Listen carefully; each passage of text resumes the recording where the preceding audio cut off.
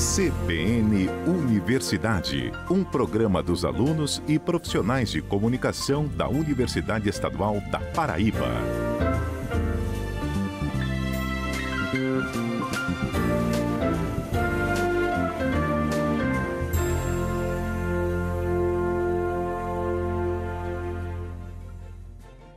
Olá, bom dia! Estamos chegando com o CBN Universidade nesta manhã de sábado, 30 de novembro, o último sábado do mês. Eu sou Erivaldo Laurindo. Eu sou Edson Tavares. O CBN Universidade é um programa feito por servidores e estagiários da Coordenadoria de Comunicação da UEPB, com informações sobre pesquisas, formação, educação, projetos para a comunidade e as principais ações da Universidade Estadual da Paraíba. Vamos aos destaques de hoje. Comissão própria de avaliação da Universidade Estadual da Paraíba recebe respostas de formulários de avaliação institucional até este sábado. Pesquisadores de Catolé do Rocha estudam o desempenho biológico e econômico na criação de ovinos alimentados com palma. Abertas as inscrições para o curso de extensão sobre relações étnico-raciais e educação escolar quilombola. Neste sábado tem a coluna Desvendando a Desinformação, com Juliana Marques. E o tema é Consciência Negra. Nanotecnologia e vacinas. A repórter Marina Cavalcante conversou com pesquisadores da área sobre o assunto. Estudantes do curso de jornalismo da UEPB lançam a segunda edição da revista Retratos. E ainda, Centro de Arte e Cultura da UEPB retoma turmas com oficinas gratuitas para a comunidade. Agora, no CBN Universidade.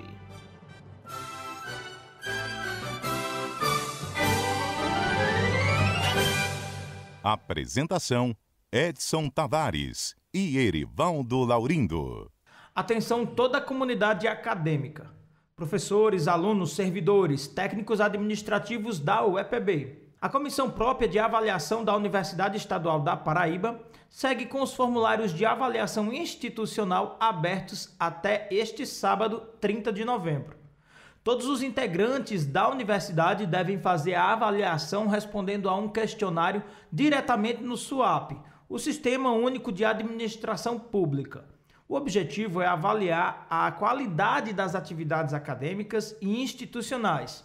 E para isso, a comissão conta com as respostas de todos os segmentos, com maior número de pessoas, para se ter uma avaliação mais precisa das informações coletadas através do questionário. A medida também busca atender à Lei Federal 10.861 de 2024, que instituiu o Sistema Nacional de Avaliação do Ensino Superior. Os questionários abordam fatores como planejamento e avaliação institucional, missão e plano de desenvolvimento institucional, responsabilidade social da instituição, políticas acadêmicas, de sustentabilidade financeira e de pessoal, bem como a comunicação com a sociedade e a infraestrutura física. Vale lembrar que as respostas são sigilosas e apenas os técnicos da comissão têm acesso aos dados para a elaboração do relatório de avaliação da UEPB. Pesquisadores do Centro de Ciências Humanas e Agrárias no campus de Catolé do Rocha finalizaram agora, no mês de novembro, a análise dos dados da pesquisa que avaliou o desempenho biológico e econômico na criação de ovinos confinados com alimentação à base de diferentes tipos de palmas. O uso da alimentação gera um menor consumo de água pelos animais, já que a palma armazena líquido. A repórter Tailane Almeida tem os detalhes. O Centro de Ciências Humanas e Agrárias da UEPB, do Campus 4, localizado no Catolé do Rocha, desenvolveu uma pesquisa voltada para a avaliação do desempenho de ovinos em confinamento e alimentados com ração contendo alta proporção de genótipos da planta palma forrageira, sendo eles o orelha de elefante mexicana e a palma miúda. Durante os dias de confinamento, foram observados resultados satisfatórios, incluindo o ganho significativo de peso dos animais, como pontua o professor e coordenador da pesquisa, Felipe Queiroga. A proporção utilizada de palma foi de 85% de palma na matéria natural e os genótipos de palma utilizados foram a orelha de elefante mexicana e a palma miúda, e também conhecida como palma doce, que são os genótipos mais cultivados pelos produtores do semiárido nordestino do Brasil. Os animais ganharam durante 42 dias de confinamento 7,5 kg, o que repercutiu no ganho de peso médio diário de 183 gramas.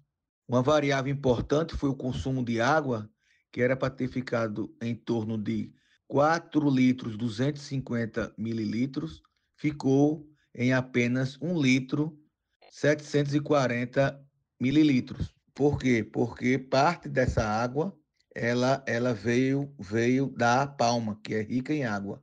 E essa parte representou 60% do consumo previsto. Ou seja, 60% da água ingerida veio via o alimento que foi a palma em alta proporção.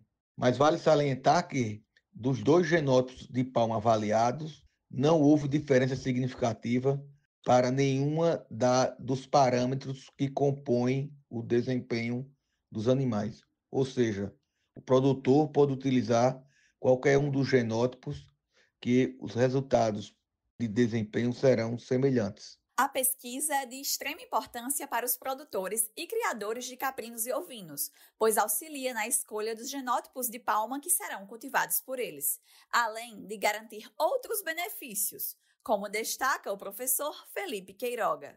A pesquisa ela vai auxiliar o produtor a aumentar a proporção de palma para os animais, aumentar as suas áreas de cultivo, né, de plantio, né, tendo em vista que a palma ela vai dar segurança alimentar aos rebanhos e a sustentabilidade do sistema de produção de ruminantes, né, além da redução no custo, né, no custo com os alimentos, tendo em vista que a palma, além de ser um alimento rico em água, também tem uma considerável proporção de energia, né, o que vai reduzir também os custos com os concentrados energéticos convencionais, né, tradicionais, como, por exemplo, o milho, o sorgo, a mandioca, né? Então, tem também essa parte econômica, né?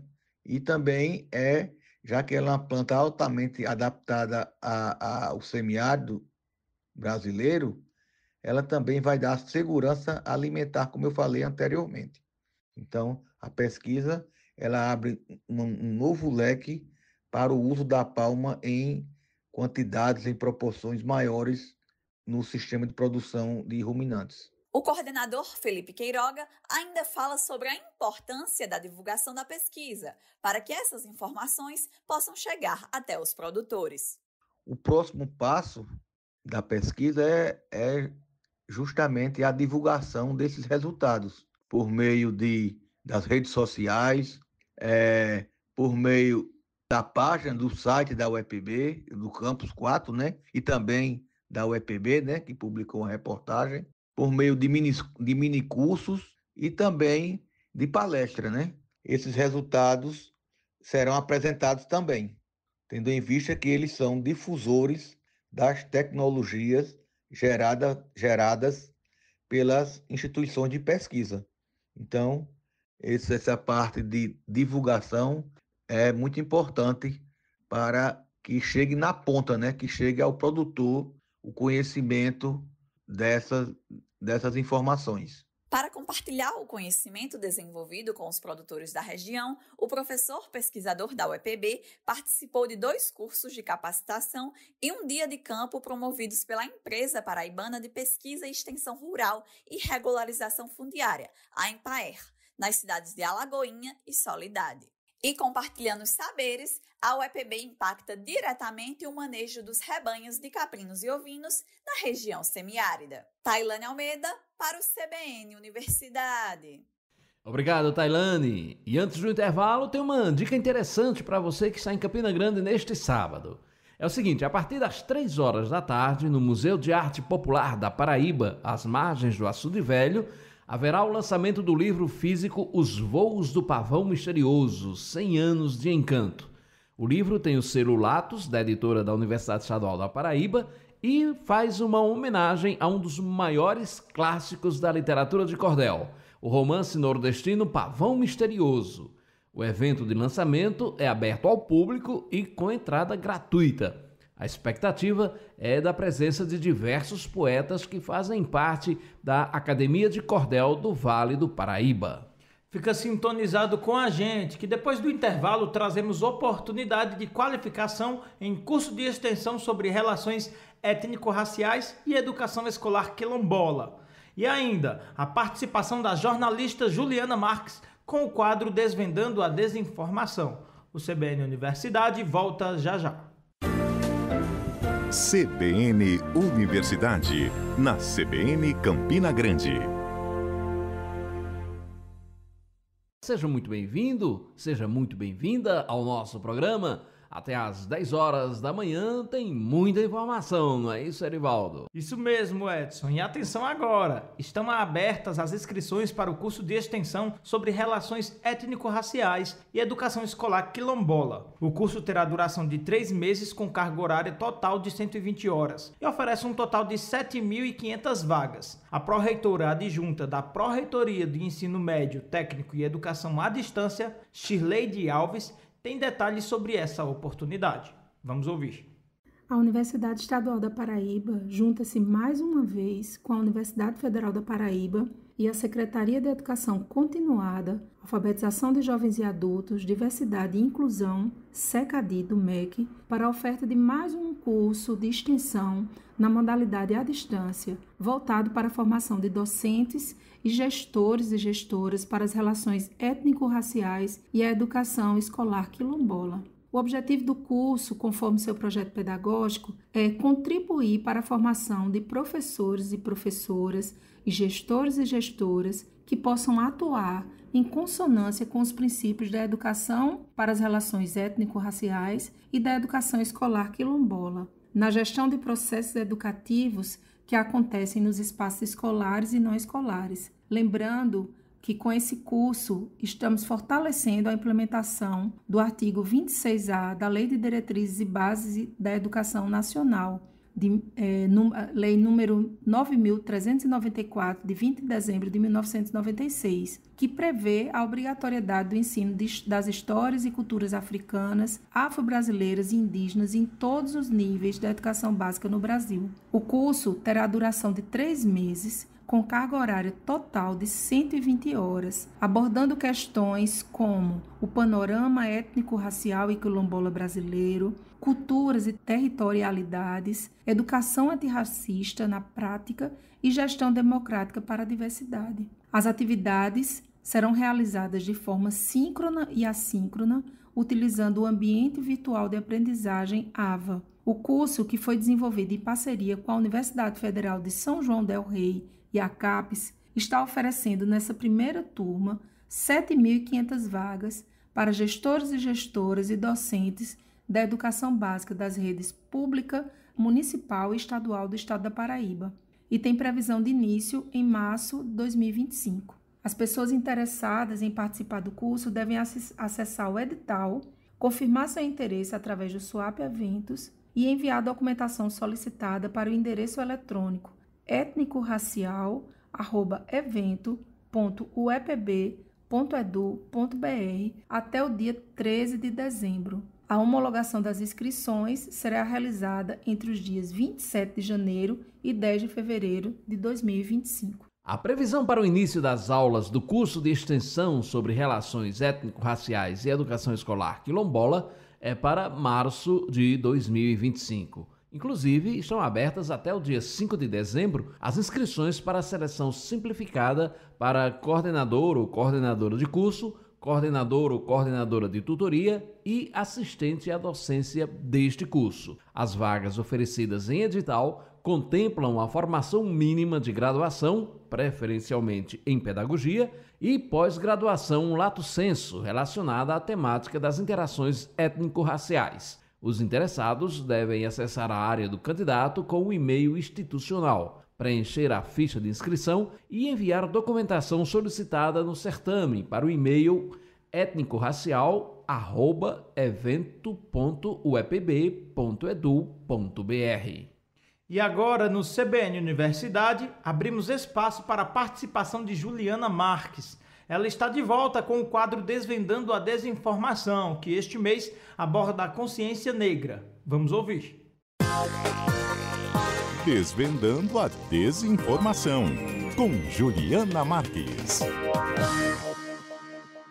Olá, bem-vindos e bem-vindas a mais uma edição da nossa coluna semanal. Hoje, em alusão ao mês da consciência negra, vamos falar sobre como a desinformação perpetua preconceitos, impacta de forma desproporcional os grupos mais vulneráveis, como a população negra, e alimenta o racismo estrutural. Você já parou para pensar que as notícias falsas, as narrativas distorcidas ou boatos não afetam todas as pessoas da mesma maneira? Grupos que já enfrentam discriminação histórica, como a população negra, LGBTQIAP+, mulheres e minorias religiosas, são mais suscetíveis a serem vitimizados pela desinformação, que reforça estigmas e alimenta preconceitos. Quantas vezes você já ouviu ou leu notícias que associam automaticamente a criminalidade a pessoas negras? Esse é um exemplo clássico de desinformação que espalha o estereótipo de que pessoas negras estariam mais envolvidas em atos ilícitos.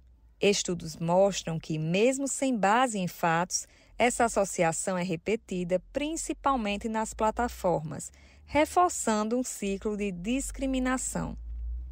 Outro exemplo é a desinformação sobre os penteados e a cultura afrodescendente. Narrativas negativas associadas a cabelos crespos e trançados, como se fossem inadequados ou pouco profissionais, acabam por invisibilizar a beleza e a história dessa cultura.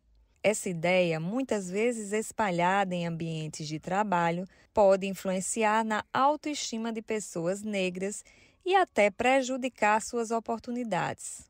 No Brasil, pesquisas mostram que a população negra é frequentemente alvo de campanhas de desinformação que buscam enfraquecer os avanços sociais e culturais conquistados com muito esforço. Notícias que questionam a validade de políticas afirmativas ou que espalham estereótipos negativos são algumas das formas em que esse fenômeno se manifesta.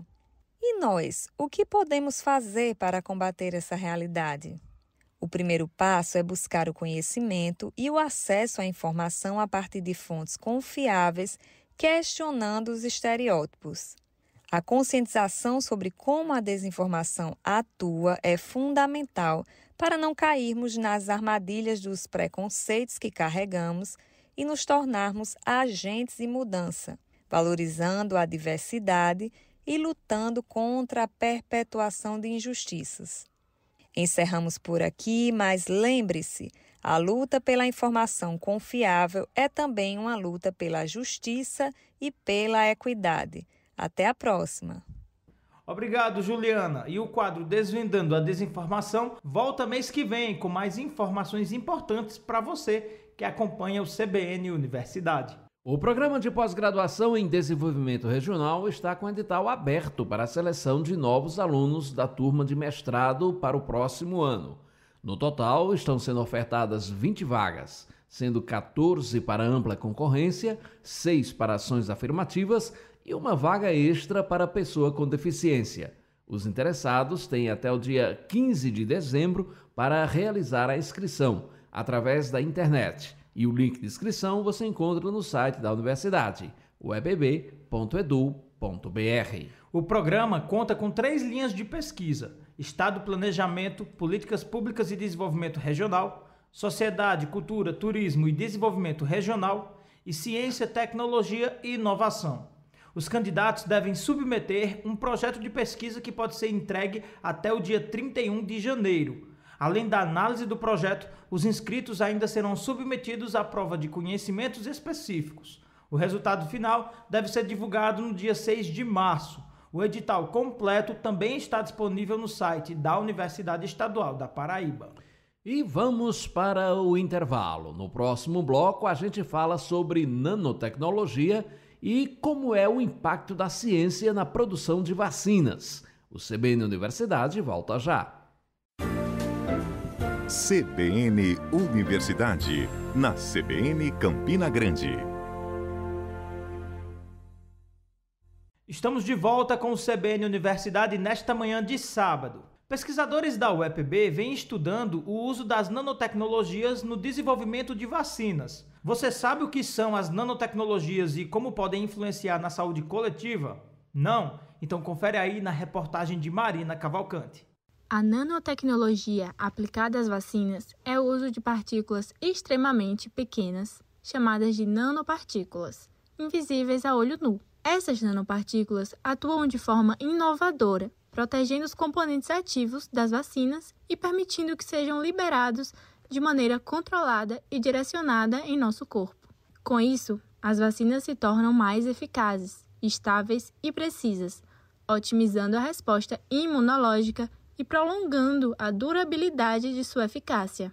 A coordenadora do curso de farmácia da UEPB, a Irla Martins, explica que essas nanopartículas, também chamadas de nanosistemas, são projetadas para carregar os antígenos, as partes do vírus ou bactéria, sem causar a doença. Segundo ela, os nanosistemas têm vantagens significativas, como proteger o antígeno de degradações e permitir uma liberação controlada, o que aumenta a durabilidade da resposta imune e pode até reduzir a necessidade de doses repetidas. Esses nanosistemas, eles permitem que aquele antígeno ele seja direcionado para determinadas células do nosso corpo, de forma mais eficiente, a chegar em determinado sistema, em determinada célula de forma mais eficiente do que uma vacina tradicional. Outra vantagem é que esses nanosistemas, eles conseguem proteger melhor o antígeno contra, por exemplo, processos de degradação enzimática. E aí esse antígeno ele vai estar melhor protegido de uma degradação prévia que poderia acontecer no nosso organismo. Essas novas tecnologias, além de protegerem melhor o sistema imunológico, têm um papel fundamental na promoção de um entendimento maior sobre a importância da vacinação. Com os avanços em nanovacinas, o desafio é também esclarecer a sociedade sobre a importância dessa inovação. A coordenadora destaca que a educação nas escolas deveria focar em ensinar o funcionamento do sistema imunológico e a importância das vacinas, mostrando exemplos concretos de doenças controladas por vacinas e a responsabilidade coletiva que a imunização promove. Ela acredita que educar desde cedo ajuda a combater a desinformação e promove um ato de cuidado coletivo. Esse tipo de abordagem na educação básica, a questão de esclarecer os mitos que são, as fake news que são dissipadas, isso ajudaria muito a compreender a importância da vacinação e que ela é um ato de cuidado coletivo que a sociedade precisa. Então, a escola é a fonte de onde esse conhecimento deve partir.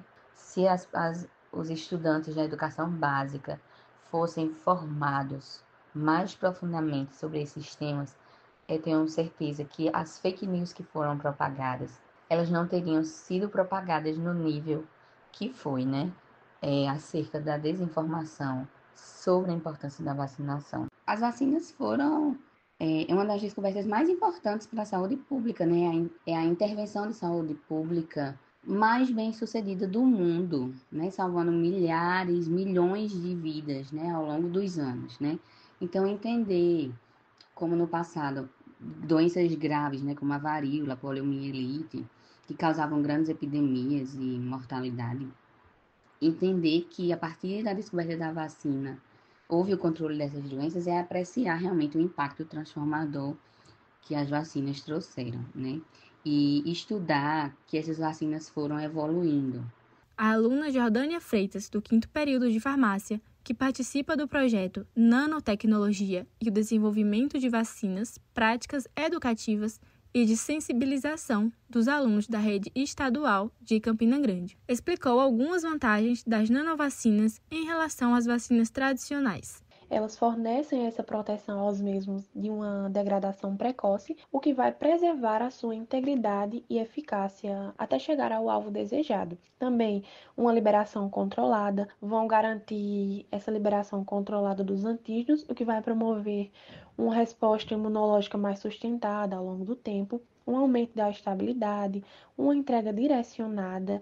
Elas vão permitir essa entrega direcionada dos imunógenos, o que vai significar que os estímulos eles são direcionados às células ou tecidos específicos, otimizando a resposta imunológica e atraindo a exposição a outras áreas do corpo também. Uma resposta imunológica controlada e personalizada também, em que ao combinar os antígenos de patógenos com nanomateriais, essas nanovacinas, elas podem ser ajustadas para induzir respostas imunológicas controladas, permitindo uma maior personalização e eficácia contra diferentes patógenos. Para países em desenvolvimento, como o Brasil, as nanovacinas representam a chance de um impacto positivo, principalmente por possibilitar vacinas específicas para as necessidades de cada região. A coordenadora do curso de farmácia da UEPB destaca que vacinas mais avançadas, estáveis e eficazes podem aumentar o acesso em áreas remotas e melhorar o combate a doenças tropicais. A adoção de vacinas mais avançadas, por exemplo, as desenvolvidas com nanotecnologia, pode sim ter um impacto profundo, na saúde pública. Essas vacinas, elas têm o potencial, de serem mais eficazes, mais direcionadas. Então, isso pode resultar que elas protejam contra doenças com maior precisão, E muitas vezes sem a necessidade de muitas doses. Então, para a população, isso representa, por exemplo, menos idas aos centros de vacinações, o que poderia melhorar o acesso e a adesão, em relação a essa questão da população em si, Além disso, a nanotecnologia, ela permite que as vacinas, elas sejam um pouco mais estáveis que as convencionais, E a questão da estabilidade das condições de armazenamento, elas sejam um pouco menos rigorosas, em alguns casos, obviamente. Isso é um ponto importante, para países em desenvolvimento, porque onde a infraestrutura de armazenamento e transporte refrigerado podem se tornar uma limitação, Por exemplo, principalmente em regiões mais difíceis de acesso. Então, com essas vacinas mais estáveis, mais fáceis de armazenar, é possível alcançar mais pessoas, mais comunidades, para que elas tenham acesso aos serviços de saúde, Outro ponto também muito importante é que o Brasil, é conhecido por doenças tropicais, Então, o desenvolvimento dessas vacinas usando a nanotecnologia, elas podem ser projetadas para responder essas necessidades específicas, da saúde pública local. De acordo com a professora, o impacto das leis e regulamentações na criação e distribuição de vacinas pode garantir a segurança e eficácia, especialmente com novas tecnologias, mas ainda há desafios específicos para regulamentar as vacinas baseadas em nanotecnologia. Os principais desafios que as leis de regulamentação impõem é garantir, que essas vacinas, as vacinas baseadas em nanotecnologia, elas atendam a determinados padrões de segurança e eficácia, Embora esses quesitos eles também façam parte de todas as vacinas, de todos os medicamentos, existem etapas que necessitam ser cumpridas e aprovadas, Então, em relação à nanotecnologia, estamos lidando com sistemas extremamente pequenos, como eu disse anteriormente, na escala nano, que exigem métodos especiais de análise, de controle, em que esses órgãos reguladores ainda estão, em relação às leis, se situando nesses aspectos regulatórios, Mas, em relação a esse, vamos dizer assim, um controle de qualidade, de eficácia, de segurança, nós temos que essas vacinas precisam passar por testes pré-clínicos, por testes clínicos, e que elas precisam realmente ser rigorosamente avaliadas para nós podermos ver quais realmente os benefícios esperados e os riscos que existem, Lembrando que todos os medicamentos, todas as vacinas, eles trazem reações, isso é normal, Isso é esperado. Não existe medicamento, não existe vacinas que não possam trazer algum tipo de reação, de efeitos colaterais ou efeitos adversos. Essas vacinas baseadas em nanotecnologia também trazem isso. Todos esses testes pré-clínicos e clínicos, testes toxicológicos, né? Eles fazem parte do processo de avaliação para que essas vacinas cheguem ao mercado da forma mais estudada possível. No futuro, a nanotecnologia aponta para avanços ainda mais promissores, como vacinas personalizadas para perfis genéticos específicos e vacinas de dose única. Esses sistemas trarão novas oportunidades para tornar a prevenção de doenças mais acessível e efetiva. A nanotecnologia em relação às vacinas, né? Ela está avançando em várias direções, bem promissoras, né? A expectativa é que nos próximos anos, já haja novas possibilidades para o desenvolvimento de vacinas mais eficientes, mais específicas. Por exemplo, o futuro indica, que as nanovacinas elas poderão ser personalizadas, O que seria isso, adaptadas para diferentes perfis de saúde, vulnerabilidades genéticas, por exemplo. Isso significa que no futuro, poderemos ter vacinas ajustadas, personalizadas para ou grupos de riscos específicos, variantes específicas de doenças, de forma mais rápida e precisa. Então, a personalização de vacinas é uma questão que vem sendo bem destacada quando a gente fala de futuro. Outro avanço, que já possivelmente está em andamento, é o uso desses nanosistemas para formulação de vacinas de doses únicas, onde uma única aplicação seria suficiente para garantir uma proteção duradoura, como eu havia mencionado. E outros desafios, que o futuro reserva, é que embora a nanotecnologia tenha todo esse potencial, de tornar as vacinas mais acessíveis a longo prazo, é necessário um investimento, em pesquisa, em produção, e é preciso, que as autoridades correspondentes, que os órgãos de fomento, que as autoridades correspondentes vejam essa importância e permitam que, assim como houve na pandemia uma colaboração em massa entre os cientistas por conta do investimento que nunca havia tido na história, claro, graças à pandemia, mas é preciso que esse investimento ele também seja perpetuado ao longo do tempo para que a ciência realmente possa acontecer, melhorando, cada vez mais o desenvolvimento dessas vacinas. O outro desafio, que se espera é realmente a aceitação do público à medida que essas vacinas cheguem, aos nossos centros de vacinação, porque diante das fake news, a gente sabe que essa questão da imunização ela foi muito prejudicada. Então, se eu puder dar uma dica, um conselho, sobre a vacinação, é claro que seria que se vacinar é uma das melhores maneiras, de cuidar de si mesmo e da sua comunidade, Dessa forma, a nanotecnologia na produção de vacinas oferece perspectivas revolucionárias para a saúde pública, aumentando o alcance e a eficiência das imunizações. Em um contexto de avanços tecnológicos e necessidades globais, o desenvolvimento de nanovacinas sinaliza uma era de inovações que poderão transformar a forma como prevenimos doenças e promovemos saúde. Marina Cavalcante, para o CBN Universidade. Obrigado, Marina. E no próximo bloco a gente fala sobre a retomada das atividades no Centro Artístico e Cultural da UEPB. Voltamos já. CBN Universidade, na CBN Campina Grande. Voltamos e desta vez com o último bloco do CBN Universidade. Estudantes de diferentes períodos do curso de jornalismo da Universidade Estadual da Paraíba lançaram a segunda edição da revista digital Retratos. A publicação saiu recentemente e traz o registro de histórias de vida, valorizando os trabalhadores que atuam no serviço de limpeza do Campus 1, em Bodocongó. Através da publicação, os futuros jornalistas conseguiram colocar em prática lições que aprenderam em sala de aula, como produção, edição e diagramação da revista em si.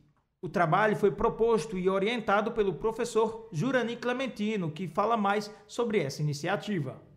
A revista Retratos é um projeto interdisciplinar que eu realizo com as disciplinas de produção e edição, em conjunto com a disciplina de jornalismo de revista. São alunos do 3º e do 7º período do curso de jornalismo. Busca exatamente retratar a vida dessas pessoas. A ideia do nome é dialogar também com essa proposta, que é contar a vida das pessoas, um pouco das suas histórias, dos seus desafios, né? Dos seus sonhos, dos seus projetos. Que a gente busca nessa revista trazer as histórias de pessoas que estão próximas a gente. Então, na primeira edição, no semestre passado, nós trabalhamos com os alunos da UAMA, que são alunos que já têm 50, 60, alunos da terceira idade, né? Eles já são idosos. E esse ano a gente optou em trabalhar com o pessoal da limpeza, porque geralmente essas pessoas estão ali, fazem seu trabalho, cumprem a sua jornada, a gente passa por ela, às vezes cumprimenta, às vezes não cumprimenta, e a ideia era saber quem são essas pessoas, né? De onde elas vêm, quais são seus sonhos, quais são seus projetos de vida, entender um pouco esses desafios que eles enfrentam cotidianamente ali no campus da universidade. Então a gente buscou entrevistá-los, umas entrevistas assim mais em profundidade, né, para poder conhecê-los melhor, e aí os alunos saíram de uma forma muito livremente. Então a gente ainda conseguiu 13 pessoas que deram as suas histórias para a gente, que passaram as suas histórias para a gente. Eu acho que ficou muito bonito, muito rico, e a gente acabou se emocionando com muitas dessas histórias. A revista ela é construída coletivamente, então é sempre um desafio muito grande, porque o pessoal, os alunos que já estão no 7º período, eles às vezes não entendem que eles estão revisando textos, porque o trabalho de revisão, de edição, de diagramação fica com a turma do 7º período, e às vezes eles não entendem que essa galera que está no 3º período tem algumas limitações, né? Ainda está começando o curso, está começando a escrever, está tendo essa familiaridade, porque os textos a gente busca trabalhar um texto mais humanizado. Então, isso tudo é muito desafiante. Então, a construção da revista é sempre um desafio. Eu acho que essa foi mais desafiadora do que a edição passada, mas eu acho que, no final, a gente teve um resultado bonito. Assim, esteticamente, a revista ficou muito, muito boa, assim, de se ver. Os textos também estão legais. Assim, é um processo que vai e volta. Então, esses textos eles são corrigidos várias vezes por a equipe do 7º período, pelos alunos do 7º período. Eles voltam para o 2º período, para os alunos do 2º período, para que eles possam também ver as observações ali. Então, é um trabalho muito desafiador, mas ao mesmo tempo é muito interessante, porque a ideia mesmo é você fazer com que esses alunos tenham um pouco da noção do que é uma redação jornalística, de como se constrói um produto jornalístico como uma revista, por exemplo. Então, acho que eles vivenciaram isso, né? De saber que o seu texto ele passa por um processo de edição e que essa edição, às vezes, exige mais coisa do que tem ali e eles precisam correr atrás disso. Que aquela foto não está boa, que a imagem precisa ser melhorada. Então, é tudo isso. Eu acho que, do ponto de vista de tentar passar para esses alunos que se trata de uma proposta para mostrar para eles o que é um contexto de uma redação, eu acho que isso é muito importante. Eu acho que isso cumpre, de certa forma, a proposta. O professor ainda falou como ter acesso a essas histórias e onde a revista Retratos está disponível para visualização. Quem quiser acessar a revista, ela está disponível em PDF no site da universidade, porque esse ano a revista ficou com mais de 70 páginas. O ano passado a gente fez com um limite de 50 para disponibilizar num desses agregadores e tal, que tinha esse limite de 50 páginas. Esse ano ela ficou um pouco maior, então está com 71 páginas. A gente colocou em formato PDF no site da universidade, passou esse link para os alunos, para que eles pudessem também fazer esse download do arquivo, compartilhar com os amigos, com os familiares, com quem eles quiserem. Então acesse o site da universidade, procura por essa revista sobre os trabalhadores da limpeza, né? E lá você vai encontrar. O Centro de Arte e Cultura da UEPB retomou as turmas com oficinas gratuitas para a comunidade. Atualmente são 250 alunos matriculados em diversos cursos, como danças folclóricas, pandeiro, dança, entre outros. A reportagem é de Matheus Assis. O Centro de Arte e Cultura da Universidade Estadual da Paraíba funciona no centro da cidade, no antigo prédio do curso de administração por trás da Agência Central dos Correios, aqui em Campina Grande. É lá onde são ofertados vários cursos gratuitos para a população. Neste semestre, são 250 alunos matriculados em diversas modalidades artísticas. O CAC voltou a funcionar oferecendo aulas de sanfona, curso de dança, iniciação ao desenho e à pintura, aulas de danças folclóricas, pandeiro, curso de violão e ainda mantém ativo o Núcleo de Formação, Pesquisa e Experimentação Teatral, que é coordenado pelo professor Chico Oliveira. A jornalista Fátima Silva, de 70 anos, é cantora e está fazendo parte da nova turma de pandeiro para se manter ativa e não perder o ritmo. Porque eu fui percussionista durante muito tempo, desde os meus 10 anos de idade. E depois eu passei um tempo sem pegar no instrumento. Aí, para exercitar de novo e voltar a ser ritmista, como eu sempre fui. Eu encontrei muita gente boa, competente, muito legal, professor excelente. Um encontro maravilhoso. Tudo gente que toca, que canta, tudo gente da música. Uma coisa que a UEPB oferece gratuitamente e aqui a universidade aqui no centro é maravilhoso. Dona Francisca é aposentada, mas tem muitas atividades no dia a dia. Além de administrar a casa e ajudar a empresa familiar, aos 81 anos ela arrumou um tempinho para participar da aula de dança. Há 4 anos ela frequenta atividades no Centro de Arte e Cultura da UEPB. Não, eu gosto mais mesmo é do curso mesmo, de dança. Eu gosto da dança, da né? dança, eu gosto de me movimentar, mexer com o esqueleto. Eu venho porque eu gosto mesmo e eu acho que é necessário. Os cursos são oferecidos em várias salas, sempre no turno da tarde, de 1 até as 5 horas. De acordo com Patrícia Lucena, diretora do Centro de Arte e Cultura, a procura pelas novas oficinas foi alta e os alunos estão bem satisfeitos. As senhoras estão adorando, estão agradecendo muito o nosso retorno, porque estavam em casa, ociosas, sem ter o que fazer. Então estão maravilhadas, né? Só tem elogios. E o encerramento dessas atividades será de 16 a 20 de dezembro, que vai ser a Semana da Culminância. As aulas são voltadas para o público em geral, desde crianças até idosos de vários bairros da cidade. As atividades desse semestre serão encerradas agora no mês de dezembro, e a previsão é que para o próximo ano novas modalidades artísticas sejam abertas, para garantir mais vagas, fomentar a cultura e incentivar a arte. Com produção da Codecom UEPB e colaboração de Osiele Inocêncio, Matheus Assis para o CBN Universidade. Obrigado, Matheus. Agora é hora do Minuto Ambiental aqui no CBN Universidade. Minuto Ambiental.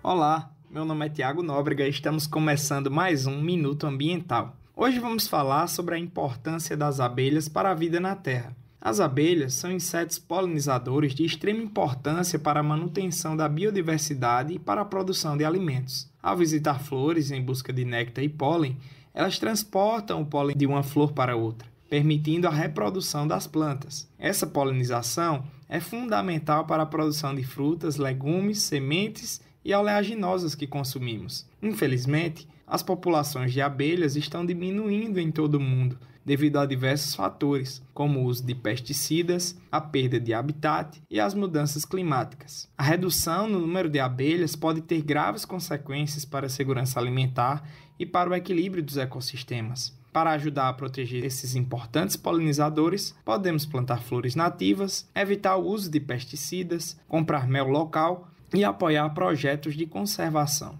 Em resumo, as abelhas são essenciais para a vida na Terra e precisamos agir para garantir a sua sobrevivência. Meu nome é Tiago Nóbrega e este foi mais um Minuto Ambiental.